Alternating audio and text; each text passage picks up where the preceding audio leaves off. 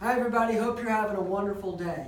So I read a great article this weekend that talked about whether or not you should buy or borrow money for certain items. And this is really one of the basic tenets of financial planning. So first I wanted to illustrate, just as an example, if you have a $400,000 mortgage, let's say you buy a $500,000 house, you put 20% down, you have a $400,000 mortgage, what do you end up paying in principal and interest over the life of that mortgage? So for a $400,000 mortgage at $1,852 a month, and that is just principal and interest, that does not include taxes, maintenance, and anything else involved with the house, you end up paying $663,000 for a $400,000 home over the course of 30 years. So the question is just to illustrate that obviously you're coming out of pocket substantially more than what you originally, the purchase amount. So now the question is, when does that make sense and when doesn't it?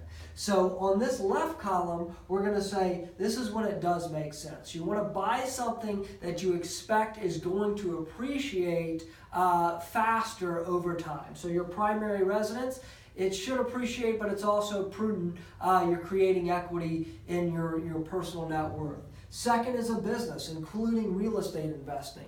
It can make sense to borrow. You're expecting that business to grow and create more value over time. And last would be education. So if you are borrowing, that's obviously going to, you'll hopefully pay you back substantially over the many years of your working career.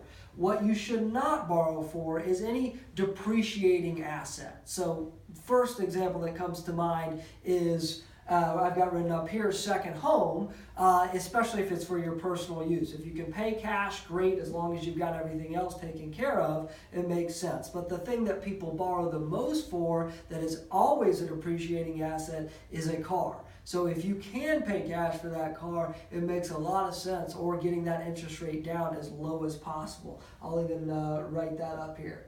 And then also, education at an expensive school for a not very valuable major. So if you go to, I probably wouldn't insult someone, but if you go to an Ivy League school where it costs you, upwards of over $100,000 a year, and you major in social work, where your job is going to pay you whatever $30,000, $40,000, $50,000 a year, that may not be money most wisely spent when you could get the same degree from a lesser school, and it should pay you back more efficiently over time. So I hope this answers questions for you about whether or not you should think about using money, using the other people's money to borrow to pay for things, or whether you should try to pay cash for your own stuff. If you have any questions, give us a call, go to our website. Have a great week.